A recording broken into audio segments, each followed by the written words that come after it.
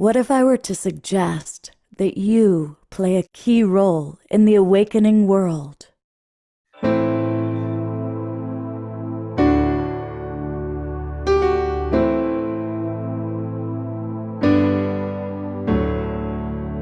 that you are watching this because you have heard the call.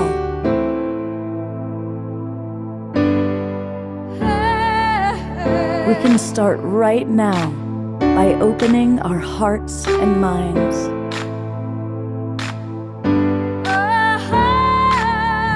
Welcome to the awakening world.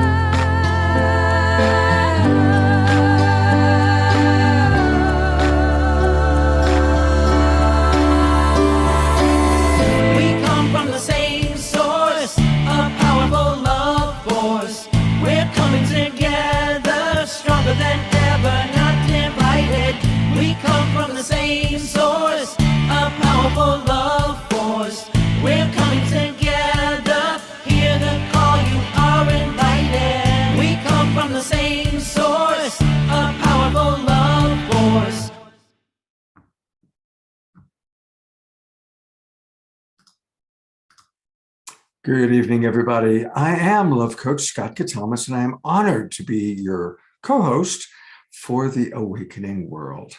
Welcome, everybody. It's great to see a lot of our regular friends in the chat box and in the Zoom room, and let us know where you are geographically. It's always fun to see all the different places and people that are with us. And I want to thank John and Summer Raymer, who I just had dinner with 2 nights ago. They run the Sign Network, which gets us out to as many as 100 Facebook groups and pages. So thank you. Also, tonight is the first night that we are now on a new broadcast partner. So welcome anybody who are watching this on the Conscious Awakening Network, also known as CAN. If you are watching this on YouTube or Facebook or CAN, I want to invite you to come on into our Zoom room. And that's where we can directly interact with you. And we have a lot of interaction on this show. And really, I want to invite you to join the Global Peace Tribe itself. And it's really easy to do that. Just go to globalpeacetribe.com, globalpeacetribe.com, and register. You see this little link right down here. You click that link, and that's going to take you to the registration page. We do 3 or 4 shows every weekend, every Friday night, and that's what this show is, of course, and there's the poster for tonight. Tomorrow night, we're doing a whole show on the science and the art of love, and we've got a world-class teacher with us, Dr. Rulin Hugh, who's quite well known, and her entire her key teachers are all coming with her, and that's going to be a very powerful collaboration with the Global Coherence Pulse. And on Sunday, we've got 2 amazing women that have just written books all about ancient goddess wisdom. So that's this weekend. And when you register, you're going to get the links to all of our shows for the rest of the year. So come join the Global Peace Tribe. We're an amazing group of people, as you're going to get to find out. And I want to just really say I'm excited. I woke up this morning when my first thought was, Trish is going to be on the show again. And this is my dear friend, Trish, who I did the show with for 2 years before she rode off into the sunset. But she's back for a special show tonight. And she's brought a really cool friend of hers, her friend Nika. So we've got a new friend to meet tonight as we talk about a really important topic: overcoming, managing shame and jealousy. So, yep, that's what we're going to be talking about. So it's going to be mostly Trisha and Nika. I'll just ask a few questions, but we always love to start with music. And yes, we are blessed that our house musical artist, the wonderful Oshar, is with us. Good evening, brother. Good evening, namaste, and welcome everybody. And I'm excited too for tonight. I got some stuff I need to get over. So let's take a few deep breaths and bring ourselves into the center. Let go of all expectations and let's roll this. And Roger, are you ready? You are. Good. Yay. So where are we going there? We are in here. We're good. All right.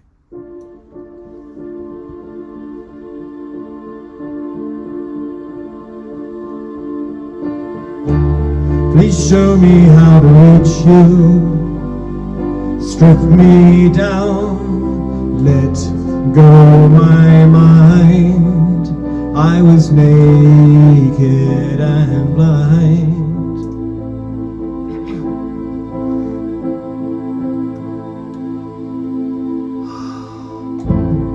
Finding it harder holding on to what's gone. Then there's the future. What if we never get that far?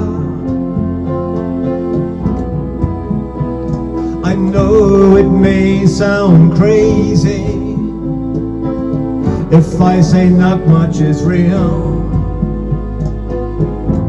So tell me inside, how do you feel?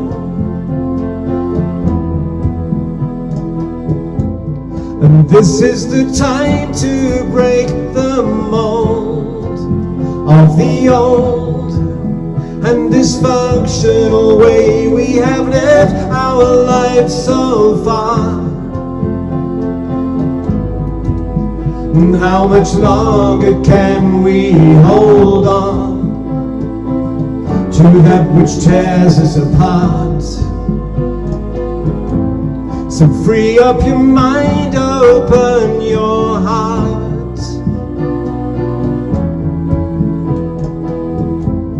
La, da, da, da, da, da, da.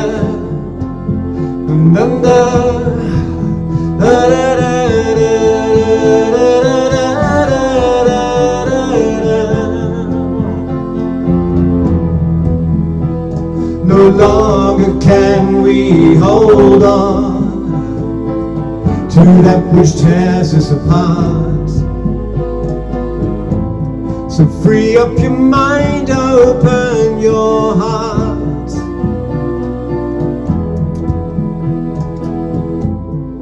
Finally free from self-disguise. I rise from the ashes of the me I used to know. You know that I am a dreamer, and I would like you to see that I am dreaming a new reality.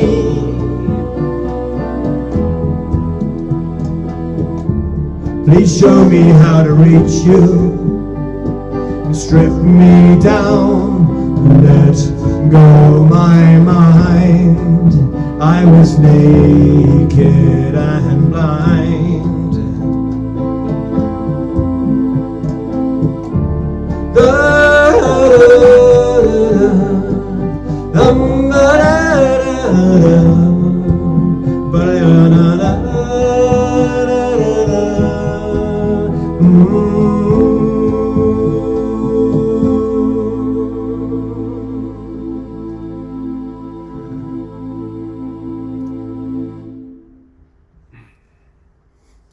Wow, thank you, beloved brother Bushar. That's a perfect song. Oh, Yes, again, the song fairies picked it for me, and you know, so much of shame and guilt and everything is just, you gotta, how longer can we hold on to this is tearing us apart? And you know, we've maintained it, and no longer I'm over it. And so that's the passion in this song. It's a perfect song for tonight's theme. Thank you so much. You're welcome. All right, I am going to bring on beloved Trish to kind of talk a little bit about the theme of the show and then to introduce Nika. Welcome, Trish. Thank you. Hi, everyone. Something that has been coming up, Scott, and maybe you can speak to it as well, is that there's in my client work, I'm having a lot of people come up with a lot of jealousy, insecurities, and a lot of juicy shame stuff. And what I've been noticing is that as it creeps into the colder, darker months, that it's starting to get a lot bigger and a lot more rawr.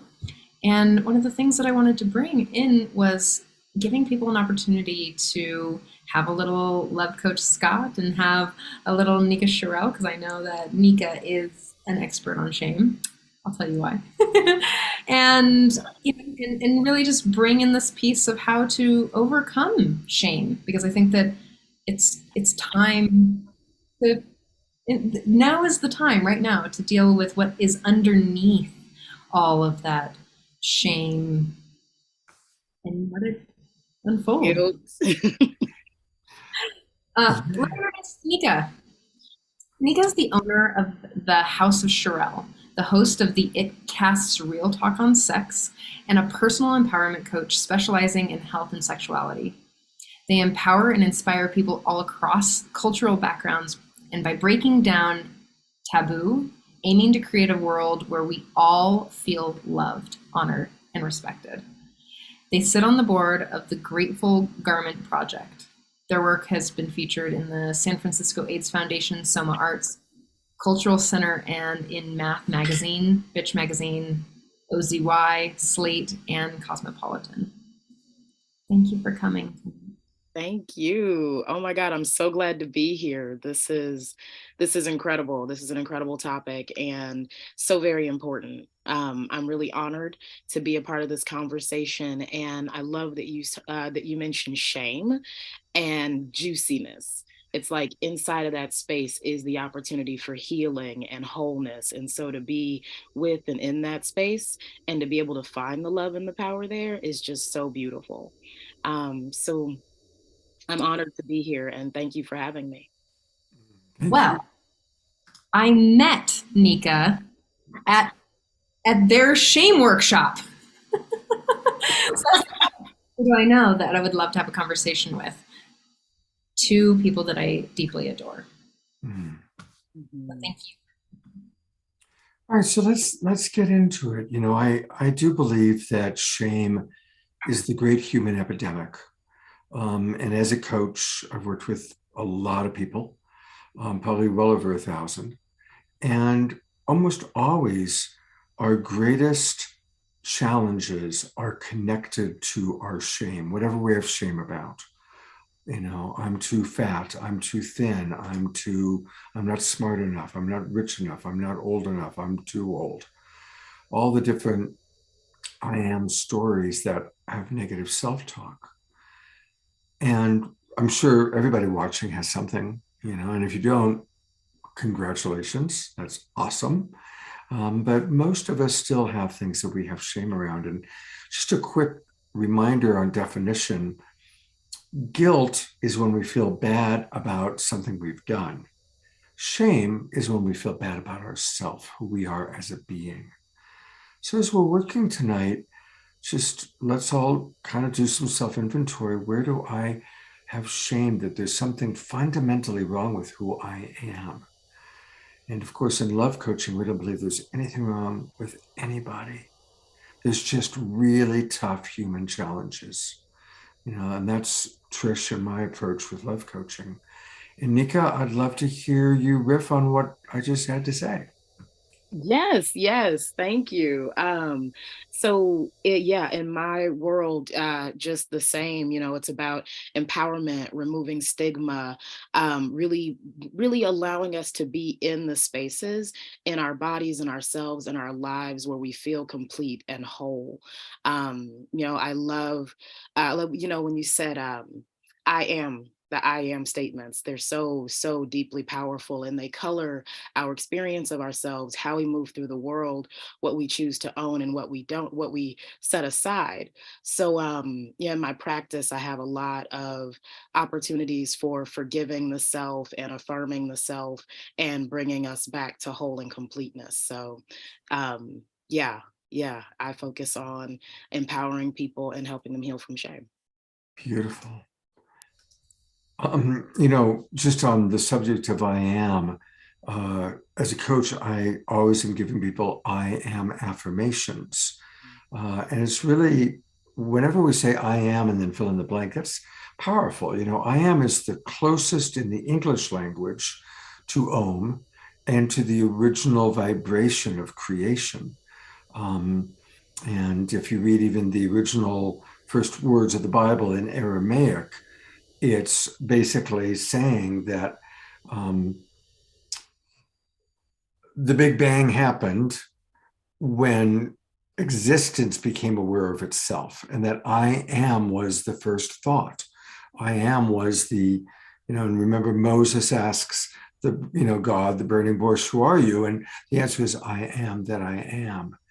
Now, I'm not getting religious here, but I'm just using a couple of cultural contexts that some of us might be familiar with to just emphasize the power of I am. There's an immediate comment I'd like to get Nika and Trisha's. I want to go into something first before we answer that. I see it. You got it. So one of the things that I've been studying for a little while is how we became separated from our wholeness or separated from each other. And that really comes down to sort of the systems at play, let's say. And it's not just like this one, but like, let's go way, way, way, way, way back to where we are now separate from God. Mm-hmm. I'm going to use this, like, there's certain, structures of power within history. I'm not going to give you exact history dates or details because I don't have all that stored in my brain, but I think and we can go through historical points and see where we become separate from God when we bring in shame, that we are bad and wrong for our natural desires, and God will punish us for that. That's how we start to separate ourselves from our own ness. And, if you've heard me talk at all, you've heard me talk about my ness or your ness, which would be like your Nika-ness or your Scott-ness or your uniqueness. It's the essence of who you are, right? So your ness is your desires, the things that call to you. And when you become punished, or when you become forced to conform to the society's rules, is when we start to make up stories about that we're bad and wrong. Because some of us and our ancestors have been literally beaten and murdered for that. Yeah. So then it passed down for generations. And then we get to this point where I'm, I can't be gender nonconforming and wear fingernails and look femme. Like, we become shamed for our desires for connection and touch and like the trueness of what we want, right?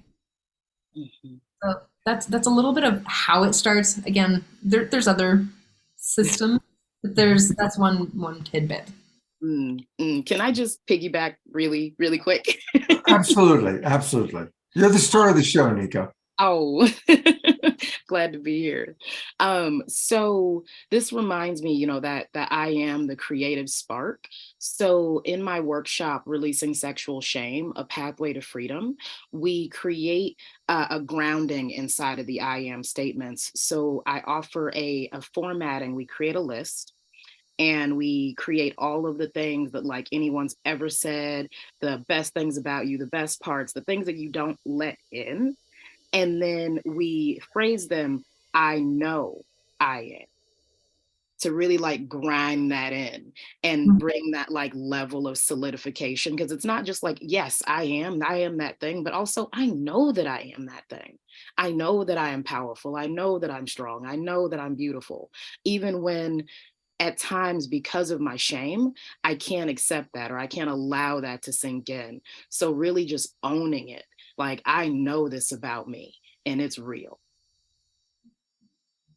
Beautiful. Right on. Yeah, and really, I tend to believe that the fall from grace was when we went from living in a state of oneness and a state of knowing our divinity into the illusion of separation. And it's cool that we're living in a time now where we're coming back into the oneness from so many different angles, so many different philosophical, metaphysical, spiritual ways of seeing it, and scientific. We've done many shows on this format about science and spirituality and how they're coming together. I love interacting with our audience. We've got a beautiful audience, very core.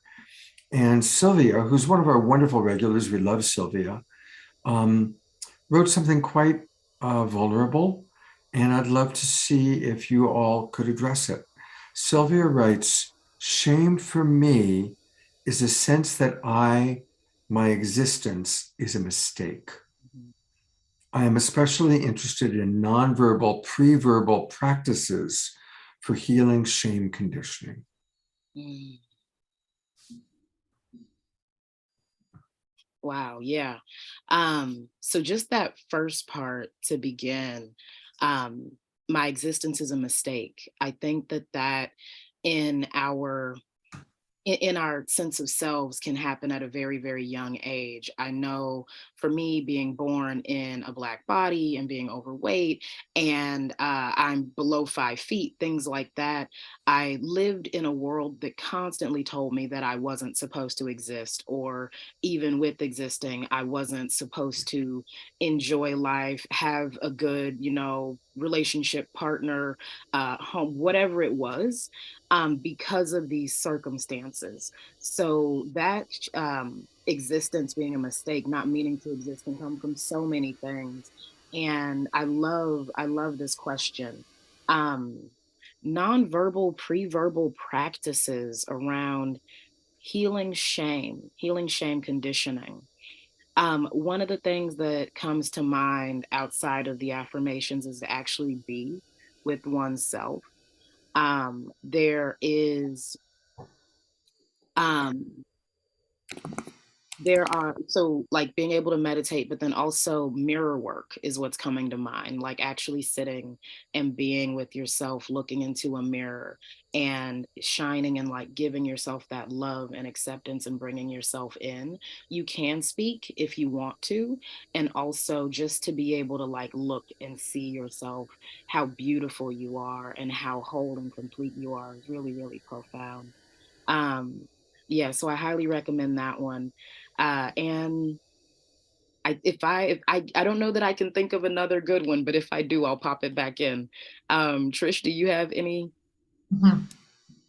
I love what you said about that I am a mistake piece. The first thing that always comes to my mind is, who taught you that? Mm-hmm. Who taught you that? Because we're taught language through someone else's perspective.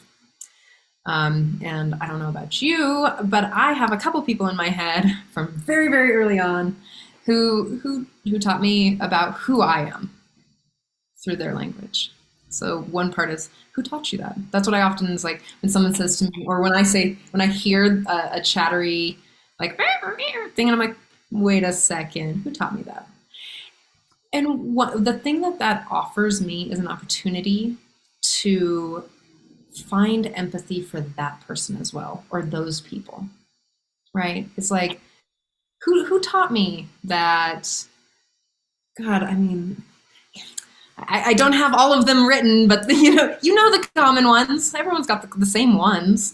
Oh, I'm too whatever, or not enough, or that whatever. You fill in the blank. I've got those too. I'm sure. Yeah. And one of the things about the nonverbal or pre-verbal practice, and I love this question, because a few years ago when I was really hitting some deep core trauma stuff that I hadn't dealt with, I didn't even know was there, it occurred to me that no amount of talk therapy could really work it out, right? Mm-hmm. And it really does live in the body. Like the body does keep the score. I don't know if you've read this book, but yes, that's very true. And it lives in our aches and pains, and it lives in the way that I live in my body, or my anxiousness, or my clients in the way that they address the world or even walk in the world. And so one of my favorite tools to deal with shame is my favorite tool to deal with fear, Mm. to shake, the trauma shaking, right? And what that offers you an opportunity to do, I'll guide us in a second, is to really relax the nervous system. So animals will shake out cortisol and adrenaline from the body. Humans used to, we just don't do that anymore. So one of the ways to shake out, like let's say you've got the shame, you've got the thing coming up, your body's all, "Oh," and your stomach's all, "Oh," and the brain's all, "Oh," give yourself an opportunity to start either shaking at any point, whether your hands, your body, your sacrum, your feet, and just give it a good shake.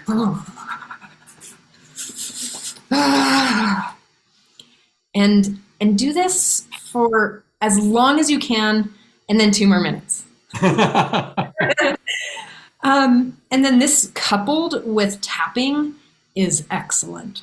Mhm. Because you're relaxing the nervous system, you're getting back in, you're moving through what is there, the cortisol and adrenaline, and then you're retraining your brain and your body to really access these points of moving forward.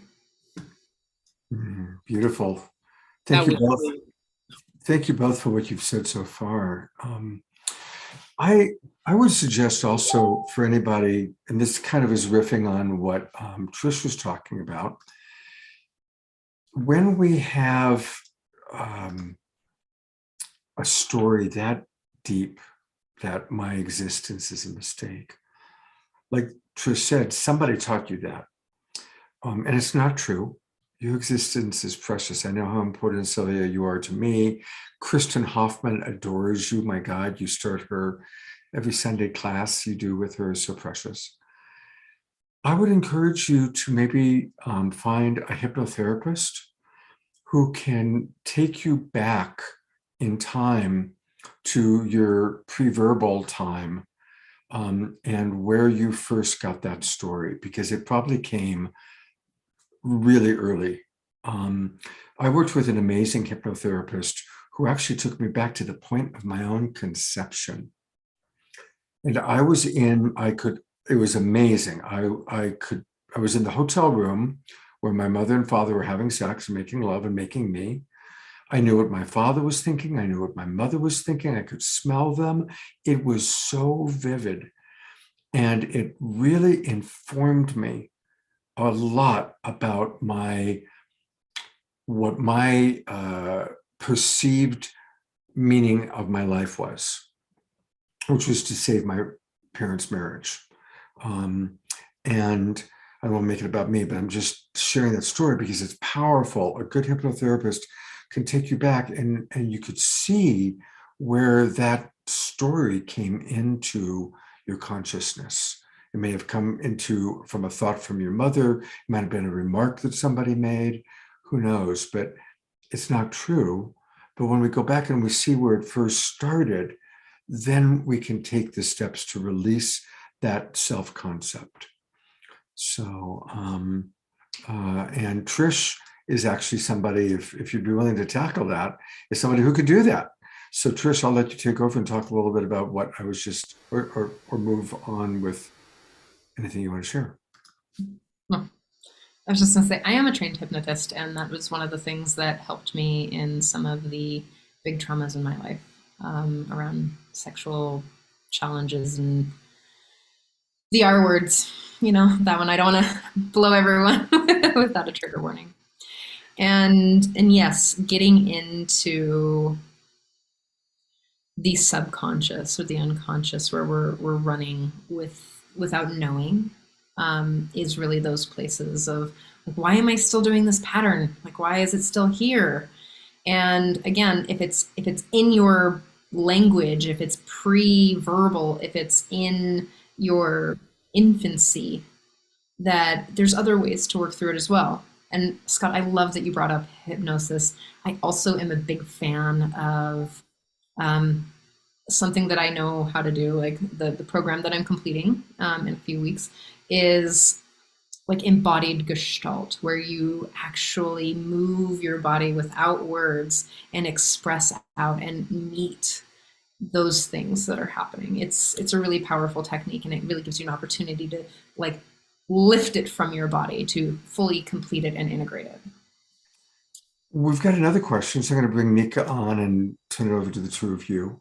This is from Dorina, our friend down in Ecuador, and she writes, with most negative emotions, we tend to forget that there are healthy versions of them.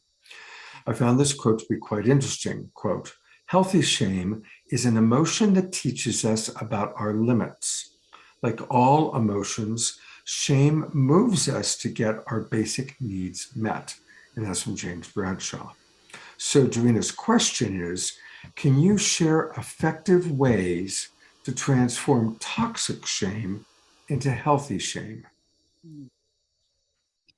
That's a beautiful question. Thank you, Dorina. One of the things that I share with people is like moving through the emotions and moving past the shame. So shame is a teaching mechanism, and it can come from outside, it can come from inside. And typically when we're experiencing shame-based teaching growing up, it's the things outside that are telling you that you're wrong. However, when you do something and you experience that you're having a response of shame, like the quote says, that's showing you your limits, that's actually you teaching yourself what works and what doesn't.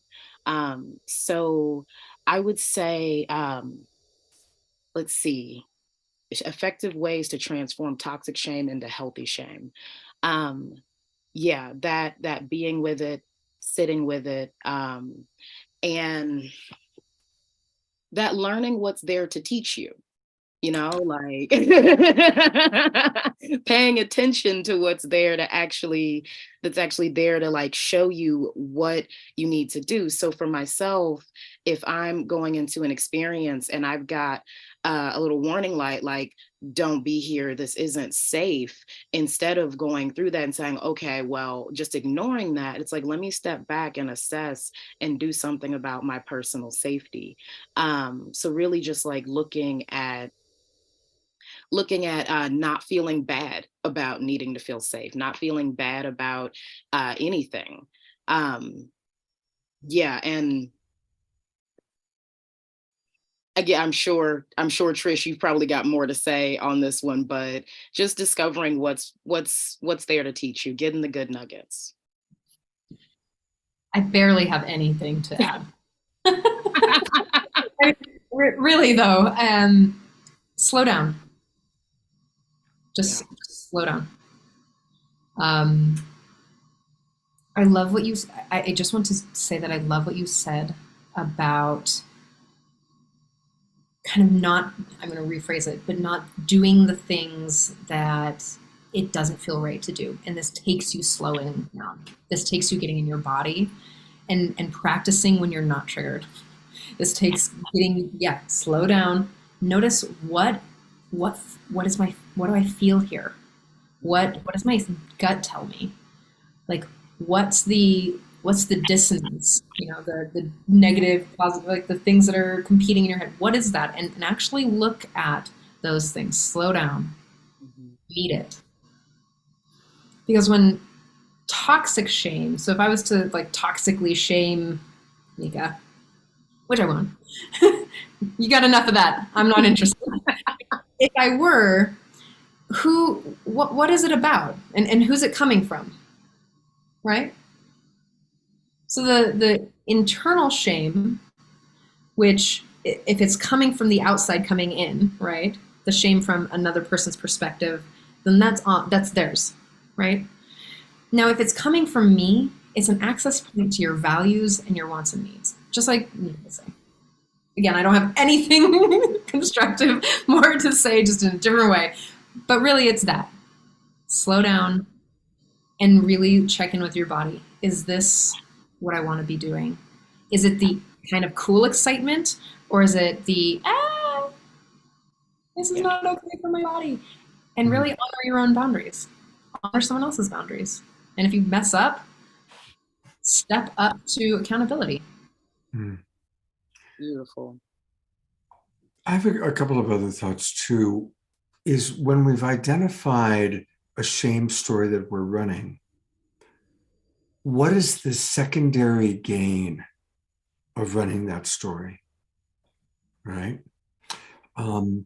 Because oftentimes we adopt a story and that becomes our identification. And often we have certain needs that are met by that story. Oh, I'm not capable, therefore somebody else will take care of me. Oh, I'm not good enough, therefore I don't have to try so hard. Oh, I can't do that, so I don't have to worry about failing.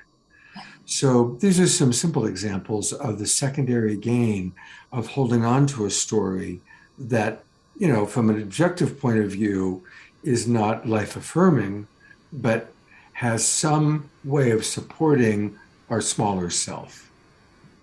Yeah. Where we could be like, I need to take rest, and now's not the time for me to push. Or instead of participating in the I'm not good enough. I don't have the whatever to do this. Instead of just being like, I'm tired. I'm gonna take nurture me. Again, did you see how it is? It just gets a little like there. Yeah, that like negative affirmation, and it gets you off the hook. And you were saying, like, it gets you off the hook for your life. So that you can, like, instead of being able to just make the powerful request, as you were stating, Trisha, like that's huge. In one of the development programs I did, they called that a racket, where you've got like the candy store up front and then whatever the racket is in the back. So it's like, I'm not good enough when actually I want to sit here and eat potato chips and watch Netflix. Like, and so it keeps us in this space, like you were saying, of being small and not really wanting to realize and own our own potential, which then further deepens and drives the shame because you're not living up to who you want to be. And then you're shaming yourself for being small. So feeling small and allowing that to have you be small. Yeah. I want to read a few of the comments that have come in. These are a couple of ones that were older. Our good friend Jeffrey Colbrook writes, science says if you were not here, the whole universe would disappear. I love that. Susan, earlier when you were talking, Trish, about working with a mirror, she said, sit with a mirror and look at yourself, question mark. And then later she wrote, I found that type of work is very good. And then Mary Beth writes, we absorb our mother's thoughts, feelings, and experiences while we are in utero. Absolutely.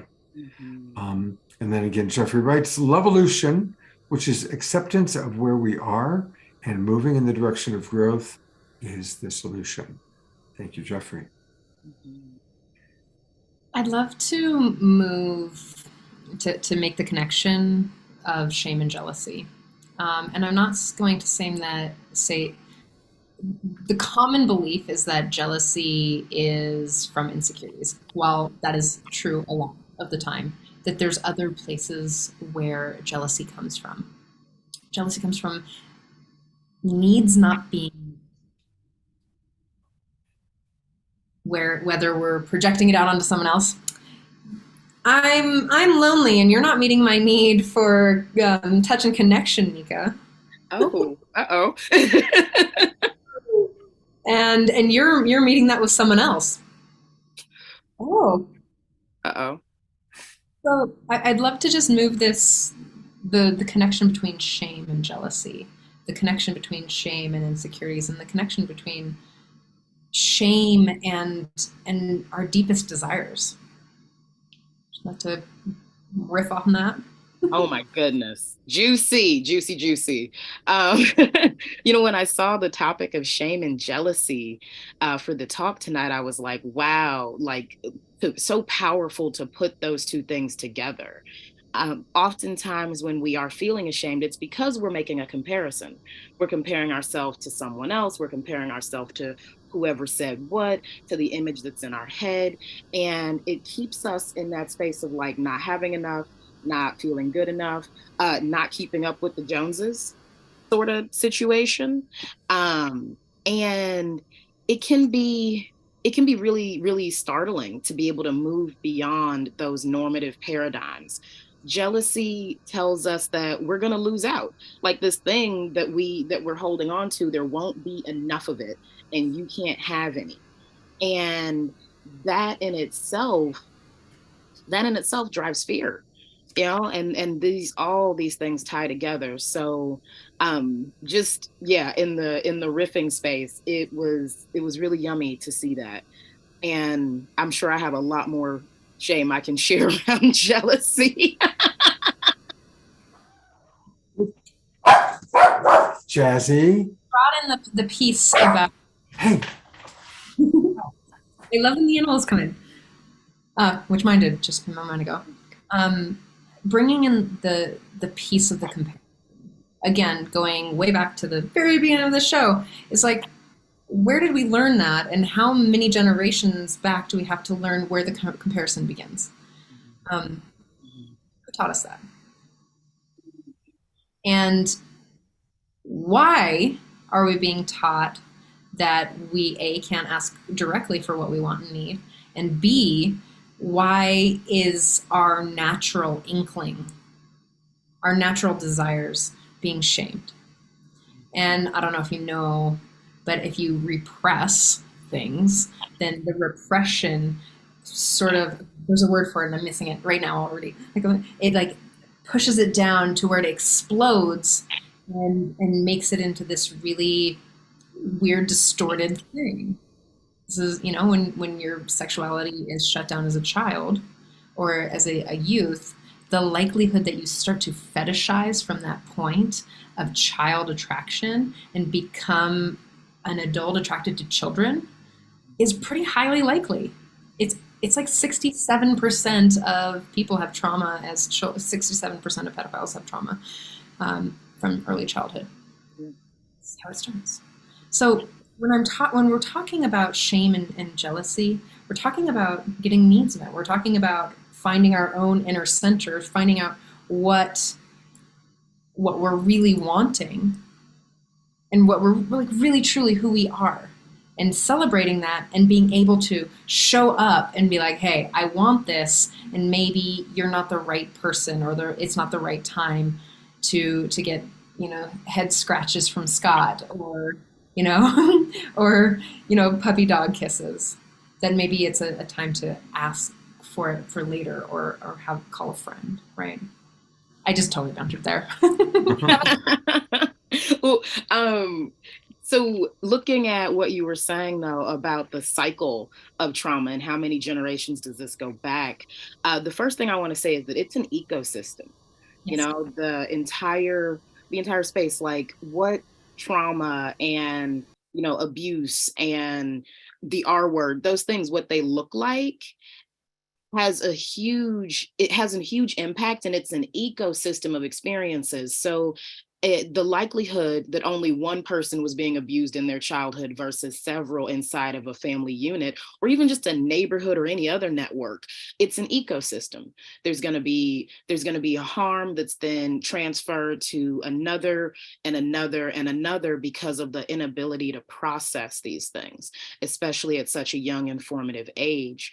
In addition to that, oh gosh, there was that other thing you said that was so good.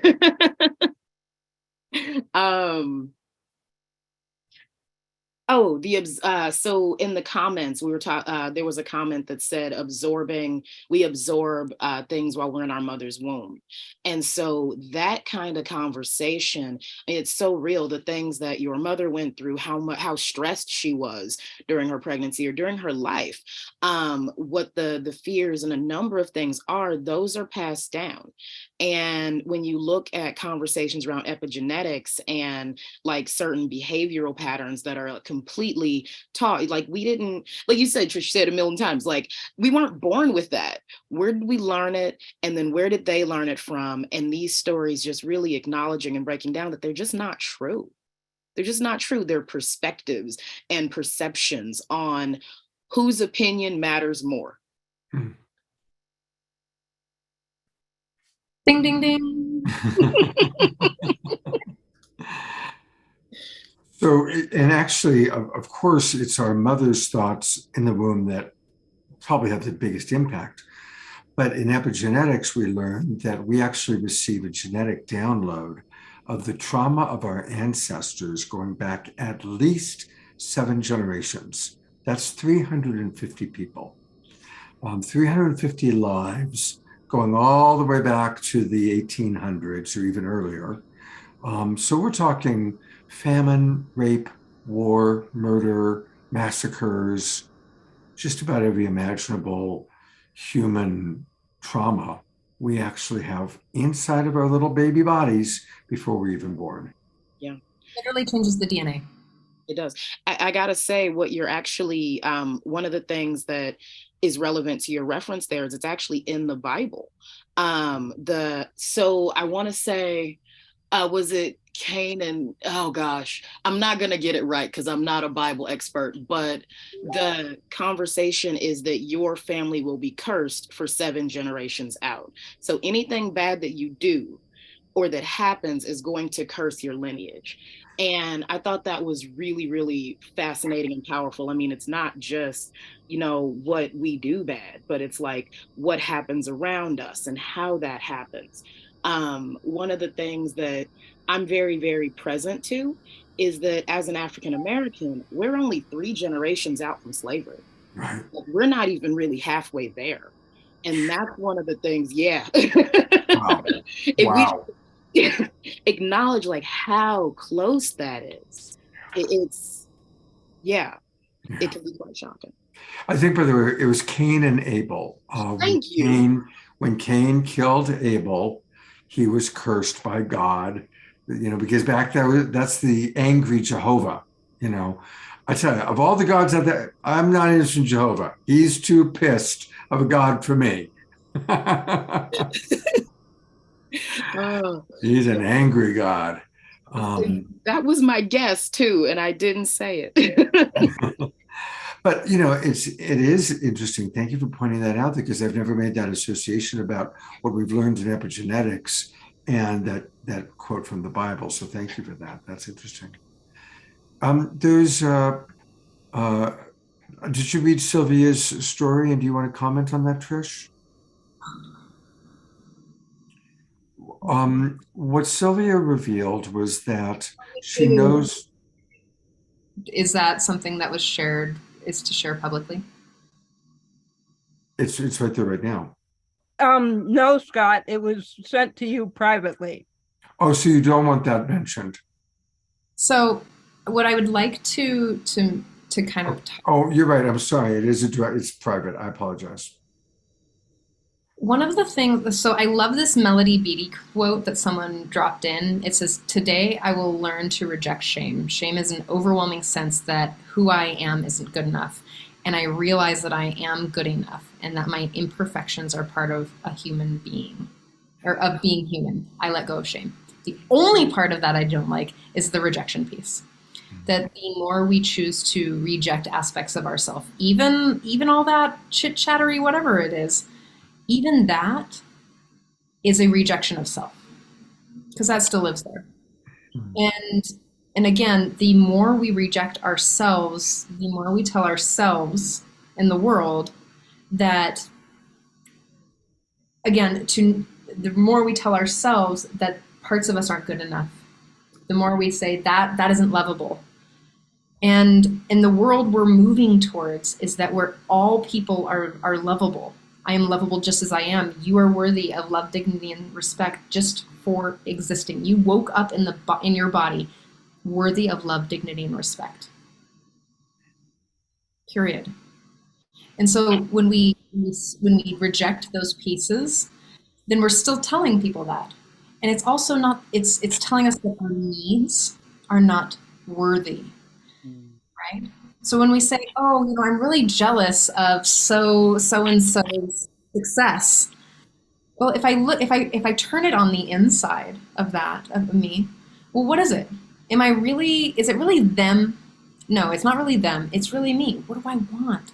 What's the thing that I want? Am I really wanting their, God knows, whatever, like big house and 15 dogs? Well, maybe the 15 dogs. okay, but but the big house and the 15 dogs and the amazing relationship or what, do I really want that? Or is it really something in me that's like desiring safety, security, home? Like, what is under that? What is under the feelings of the shame? What's under the feelings of the jealousy or the envy? I love that. I love that. I want to throw one more wrench in the fire there. So, looking at jealousy, the things that we have that issue with in other people reflected on ourselves, if we flip jealousy around, it's actually admiration.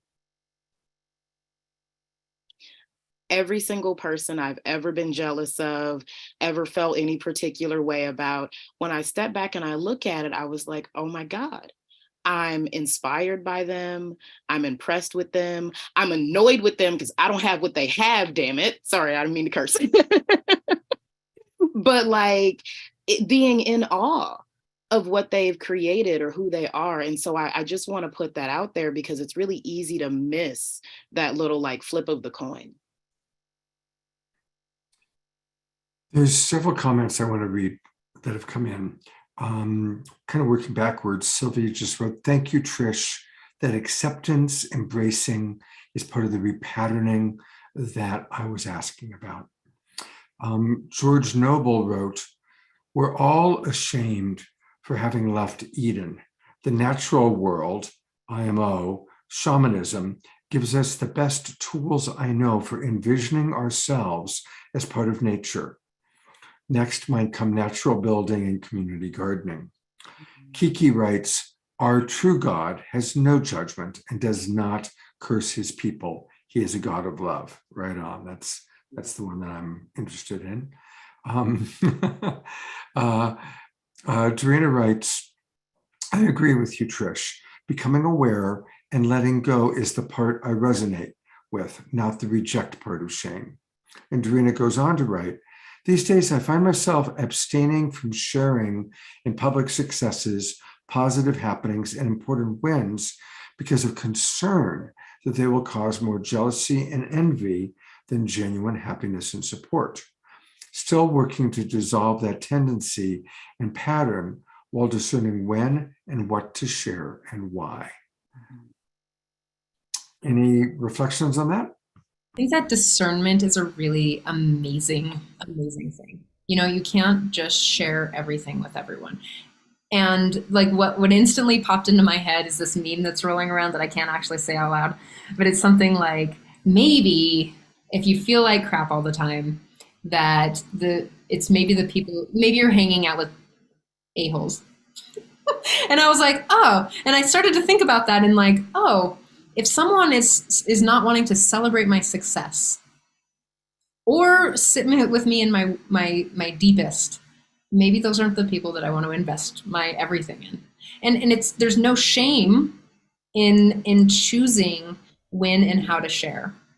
You know, if I know that, and this would never happen, if I knew that Scott would be like, oh God, Trish is like financially, independent and she's got all the things that she wants in her, she's relaxed and she's got all the stuff. And he's like, Murr. Would I want to share that with him? No. I would share things that he could relate to. I could actually meet him where he's at and share with him then. But I mean, I don't know about anybody else. Do you want to cultivate and invest your time and energy into people who maybe can't meet you there?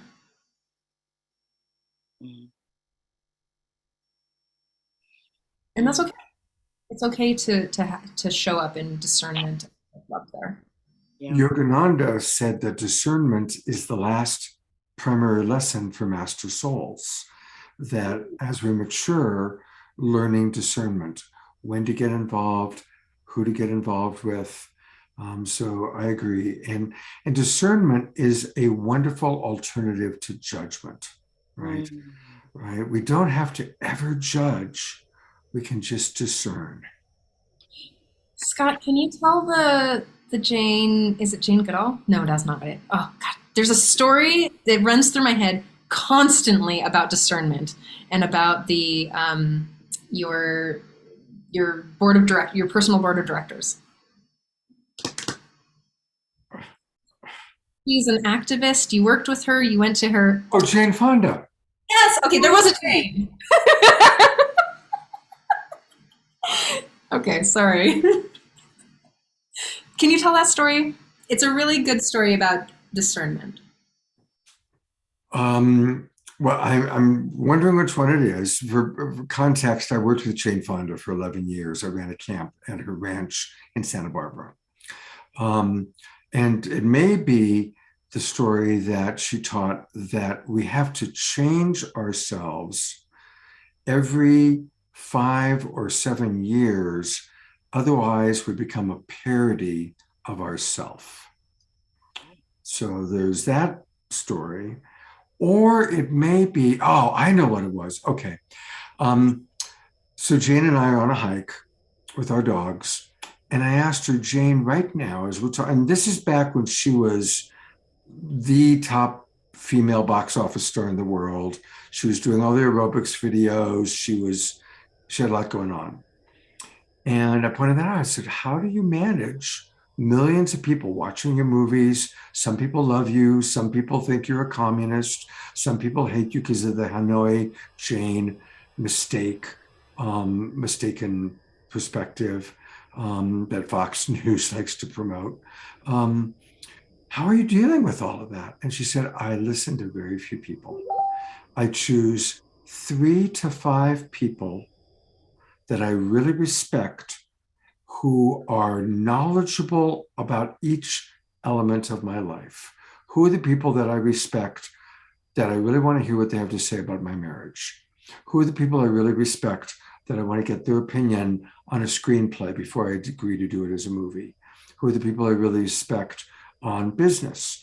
And I only listen to the 3 to 5 advisors that I've selected for each part of my life. And everything else is just noise that I don't pay attention to. And this is a woman who has accomplished so much in her life. She's created recently an amazing nonprofit organization that's made a huge difference in reducing adolescent pregnancy, primarily working with people of color in the South, based out of Atlanta.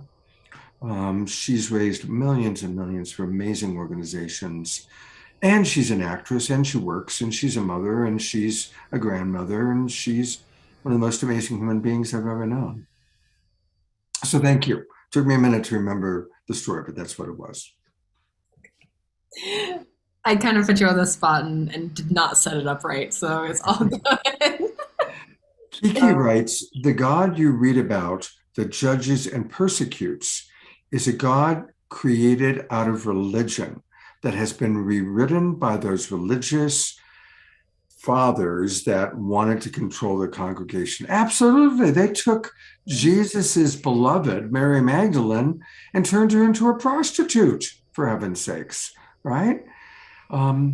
Anyway, don't get me started. We do shows on Mary Magdalene, so we'll get to that during the Magdalene Feast show.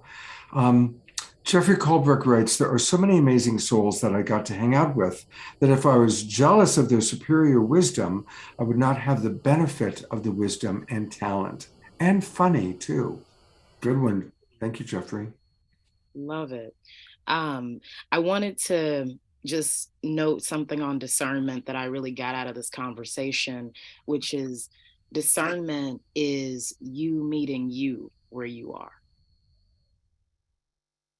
Mm-hmm. That felt good. I also love, Jeffrey, what you were just saying about the amazing souls and getting to hang out with them. It shifts our perspective. Jealousy shifts the entire way that we interact and engage with the world. And I know for myself, I deal with social anxiety occasionally, and so like I'll be out and all of a sudden I'm no longer in the experience with the people I'm there with, and I'm busy judging myself and what I said and what I did, and did I step the wrong way, just really weird little things, and I'm doing it in a comparison to all the people that are around me, and I separate myself from their amazingness and their beauty. I only hang out with amazing people, and like got to be able to see it to know that they're amazing. And also, you are the sum total of the people you spend your time with. So, Yes. So, thank you, first of all, for being vulnerable and sharing a little bit about some of what you work with. So, I really appreciate that very much. What are some examples, either from personal life or from coaching? And this is a question to both of you, where you've helped somebody. What are some practical tools or ways you've helped people manage traditional or common shame stories? oh, this is good. So, um, gosh, so this one is one of my absolute favorite exercises in my workshops. I do what's called the forgiveness list, and I encourage everyone out there, do try this at home. So what you do is you sit down and you write out all of the nastiest things you've ever thought about yourself, like the dirt, the filth, the garbage, anything that you said or you heard or whatnot that made you feel small and unloved and unappreciated and ashamed of who you are. Get them out. Write until you can't write anymore. And then I want you to take that list and I want you to preface every single thing with, I forgive myself for. And then go to the next line item and say, I forgive myself for, and then fill in the blank. And the beauty of that is that you begin to see that these things that you feel and think and like hate about yourself aren't actually your fault, your story. They're not, to hold that blame. It's something that happened. And also in that space of actually healing it, to forgive oneself. Yes. I like to tell people, because I'm in the change business, we're all coaches, and people come to us for change. They want us to change their spouse.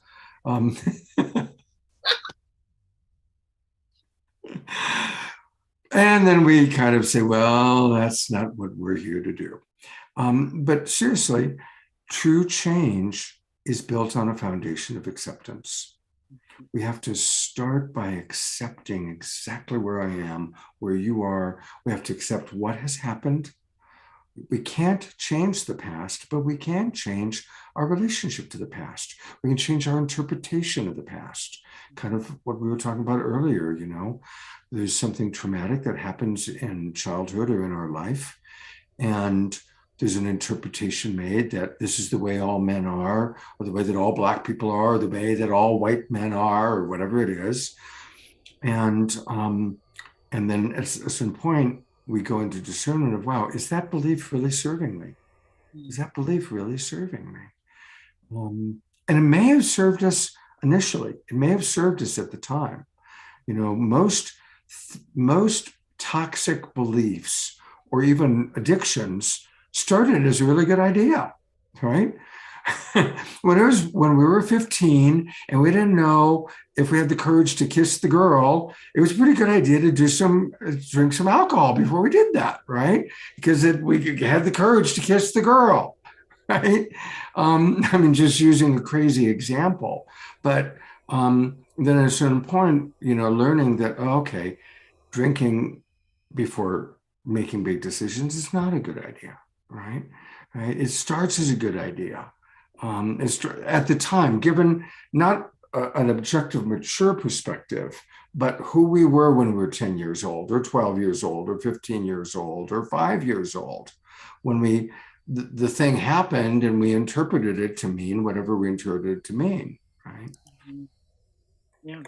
I think these things are all designed to keep us safe. Like you were saying, the story about, every 5 to 7 years, you got to change yourself or you become a parody of yourself. We grow and we evolve, and so do our shames and our triggers and the way that we respond and react to them. And so to be able to look and say, like, what serves me and what no longer serves me. I think that's a beautiful practice. Gosh. Trish, I love what you just wrote. Would you please say it out loud? Taking in new information and making the changes based on that new information is necessary for growth and evolution. Mhm. Like, again, it's part of the, what's the line? Doing something over and over and over again. Expecting results. Yeah, the definition of insanity is doing the same thing over and over and expecting a different result. Well, this is why we're doing the show. This is why we all teach. This is why we all coach. This is why we're all here, is to learn new information so that we can keep dissolving the filters between you and me, between love, like to really dissolve those separations of love. Mhm. You know, speaking of new situations, just before we started the show, I was really excited to learn about something that Nika turned us on to, and that is the Global Sexual Health and Freedom Summit. And I definitely want to promote this and see if we can get some of the speakers to be on the show, you know, sometime in February. Tell us about, and I love these beautiful images. I mean, look at that. That is so beautiful. Really great choices of photographs and images.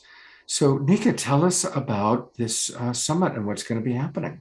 Yeah, thank you so much. So, the Global Sexual Health and Freedom Summit is going to be happening February 4th and 5th, 2023. And what we're doing is we're bringing together a conversation, a global conversation, to empower us around what it means to be human. And looking at that from perspectives that impact who we are in our sexuality, how that impacts our health, our mental health, how we move in our bodies. And it's really going to be beautiful. We're looking at providing something for everyone in every community.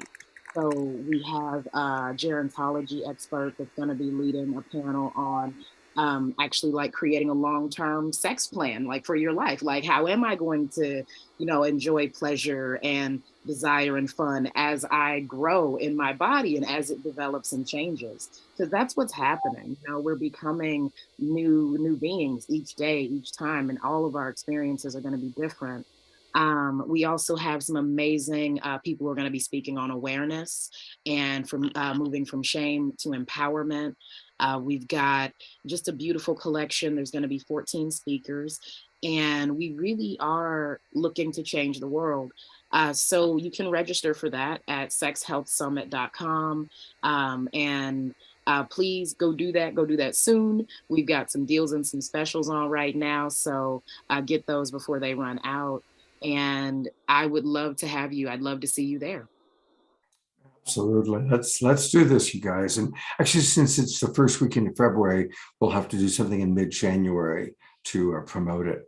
So let's definitely move forward with that. That looks great. And I'm really appreciating that it's such a nice diversity of populations that you're supporting. Thank you so much.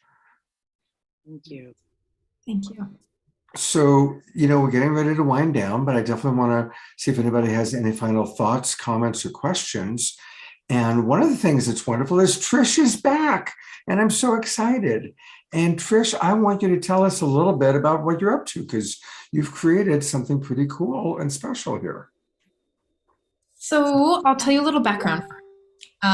Many of my clients are hitting pretty big jealousy, shame, insecurity places where we're putting out fires in the session. And I was like, oh, there's so many tools that can help you in this moment, but we never get there because you're in a trauma state or in a trigger state. So I developed a 6-week with a bonus 7-week class called Self-Secure, Loving Our Insecurities and Cultivating Self-Reliance.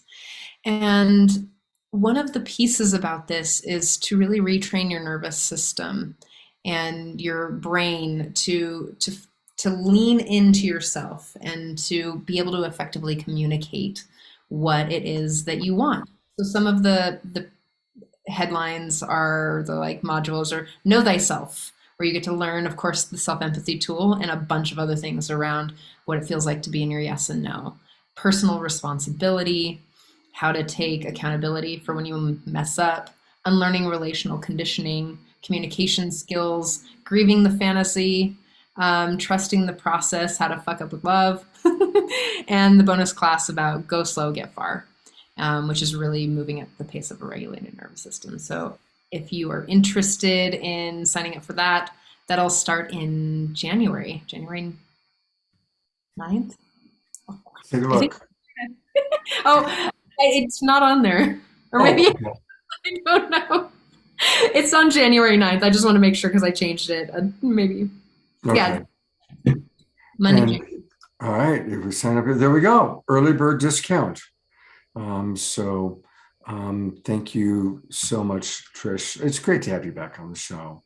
And thank you for the wonderful work that you do. And a reminder for anybody who doesn't know, Trish also does the Self-Love Show. And the Self-Love Show is every Thursday morning at 10 o'clock Pacific time.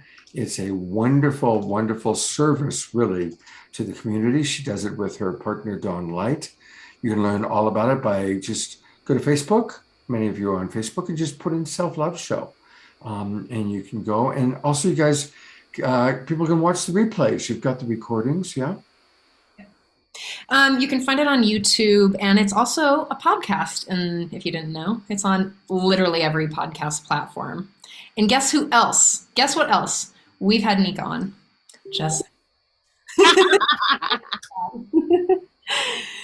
Yes, and likewise. I've been on your podcast too. Oh yeah. Oh, wait, what did we talk about? I can't remember. Anyway. Don't make me think that hard right now. Kiki, Oh my Kiki is writing, we love Trish. Yes, we do. And Omashar writes, I find that when there's new information, sometimes the background noise that doesn't want me to change turns its volume up. Great way of putting it, Omashar. Maybe that's where shaking and tapping can help. Addressing it and acknowledging it also just really helps. It's like, I want this, and this is not. Like, my patterning has a grip on me. Like, sometimes just that awareness and talking about it with people, I know that's a crazy part, huh? Talking about it with other people that you can trust, discerning. Like, do your shaking and your tapping, and then tell other people, like, hey, accountability is a really important piece. Like, if I want to make changes to something that I've been patterned with, or my clients have been patterned with for 40, 60 years, and when I say, oh yeah, just do this, they're like, yeah, it's going to take time. And being really kind and gentle with yourself around the changes you're going to make, because it's going to hold on. It like touches your reality when you want to make changes. It touches your reality when you want to get out of shame or out of jealousy moments. It literally rocks your reality. So be gentle there. Beautiful. Nika, I want to just direct people to your Linktree.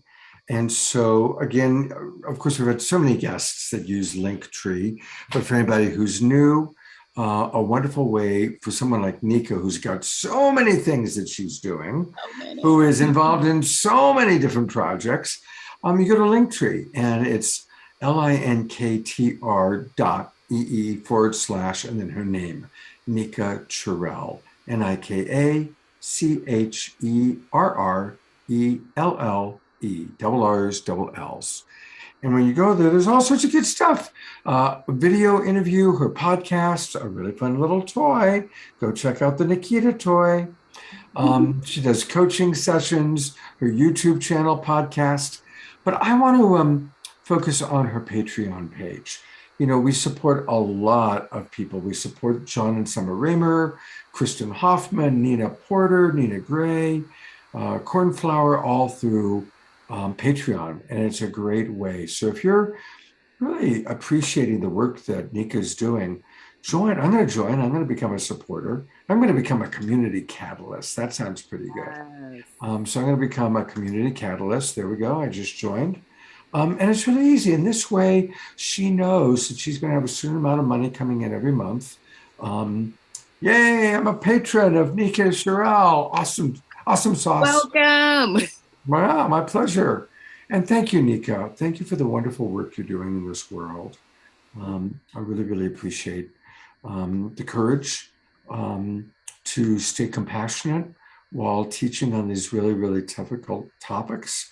And Sylvia wants to know, Nika and Trish, what are your pronouns?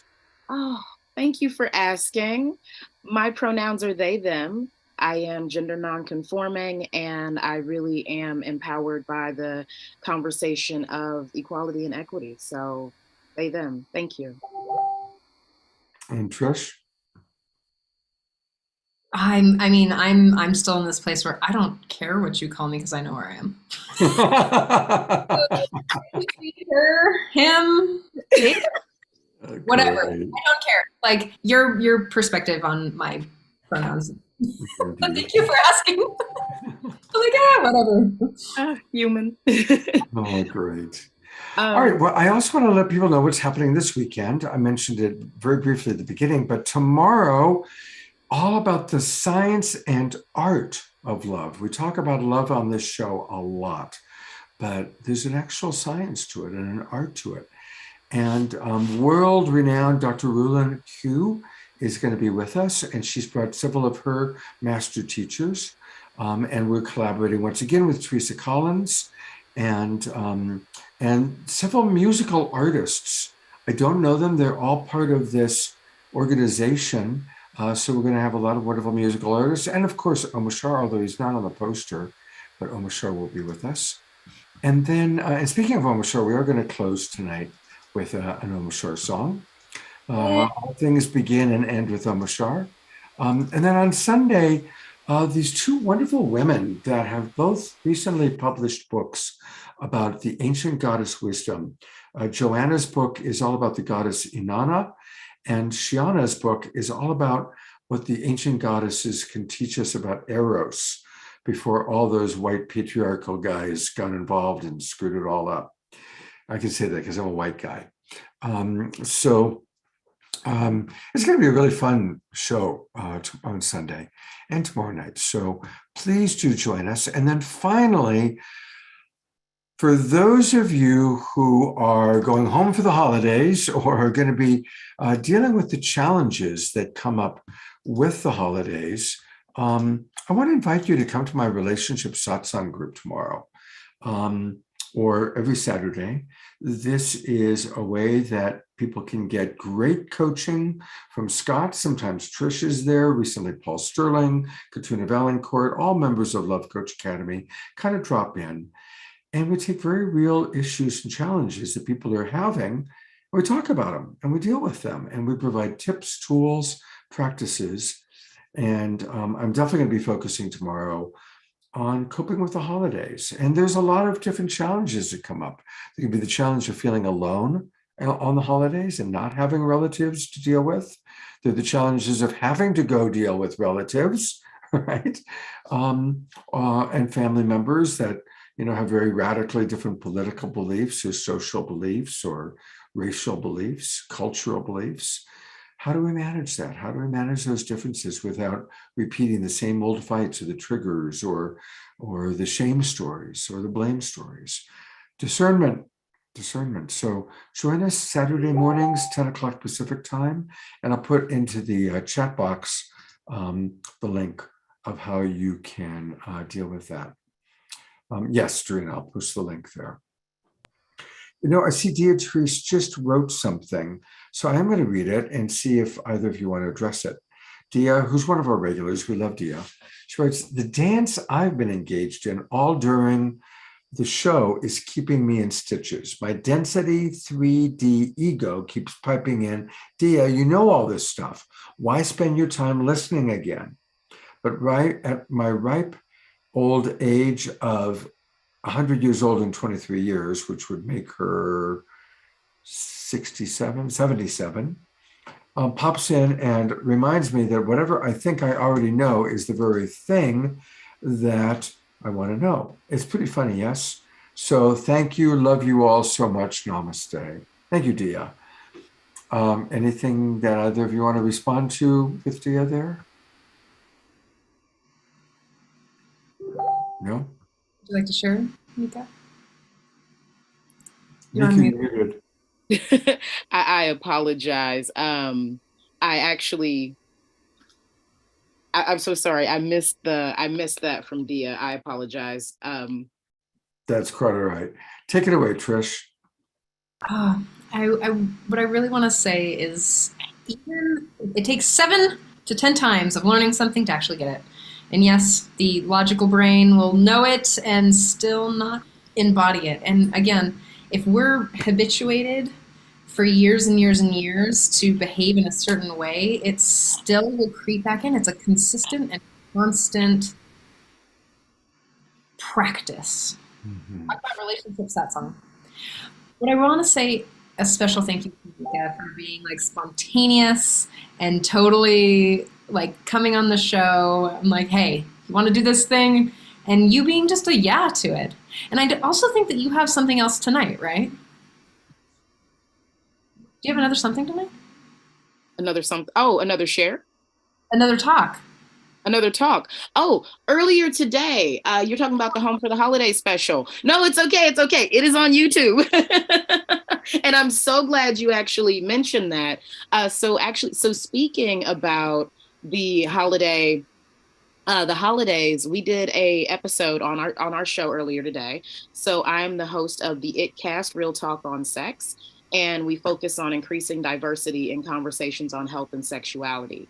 So our Home for the Holidays episode, we actually focused on providing resources for survivors of childhood sexual abuse. And we really brought that conversation together of what's it like to go home and be in that space with people who may have harmed you, and how do you heal from that? It was so beautiful. There was something you said earlier, Scott, that reminded me of something that came up on the show about how the nervous system actually shuts down when you go through trauma and trigger. And we went over like the science and like what happens to your body in that space.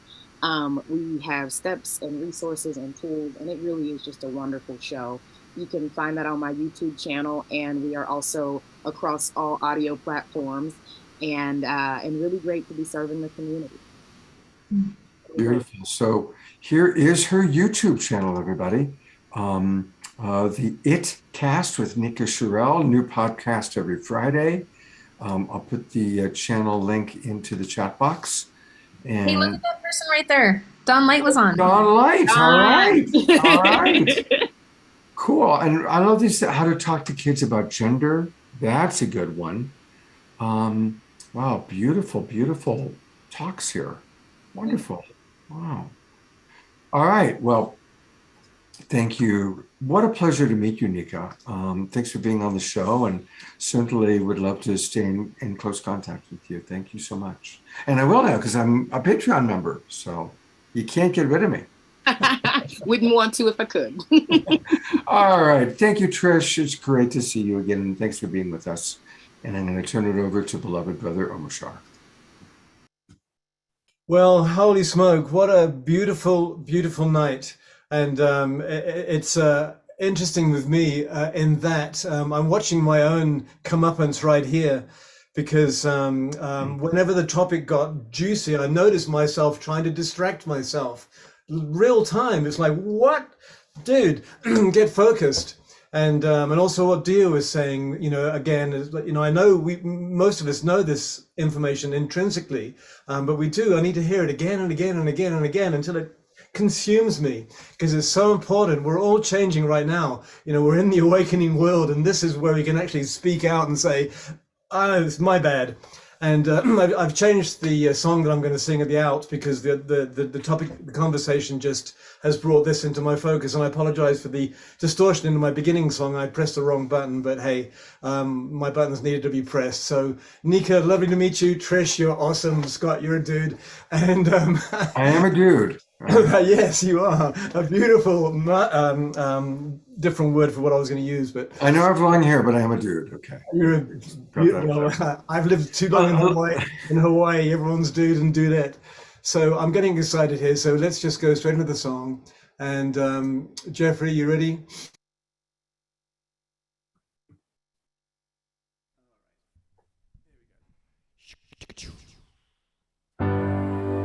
Dearly beloved. Not that one.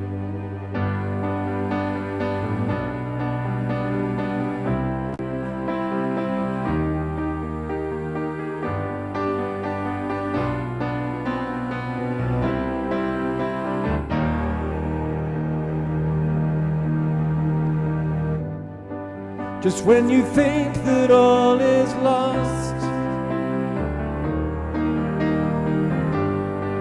and the curtain looks to fall, perhaps it's just the song of home that calls, and you trust in life exposed. No need to sit around and mope. Where there is love, there's always hope. Trust in your life and you will see that you reflect as me.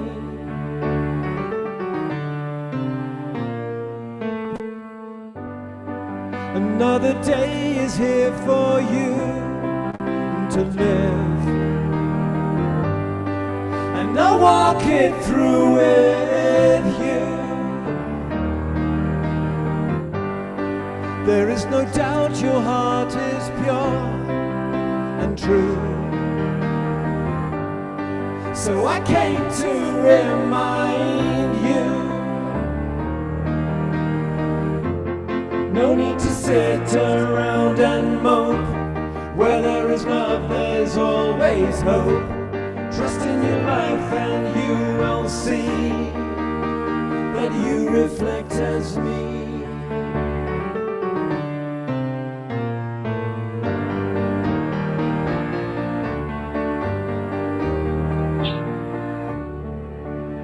I am in all that you will see. Have trust in your life and trust in me.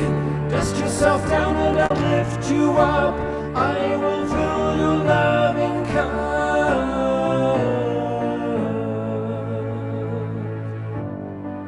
Just when you thought that all was lost,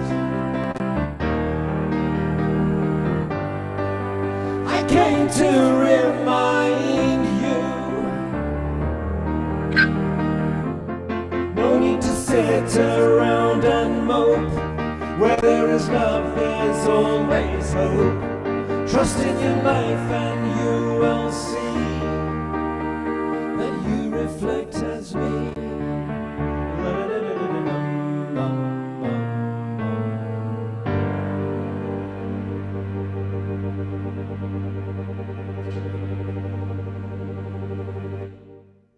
Hey, everybody, let's go to Gallery View and twinkle him, give him some love.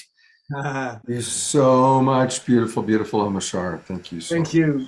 Yes, my cup is full. Thank you, Trish. Thank you, Nika. Thank you, Scott. Thank you, Global Peace Tribe. Thank you, everybody. We will see you hopefully tomorrow morning for Relationship Satsang, tomorrow night for the Awakening World. Have a beautiful evening. Good night, everybody.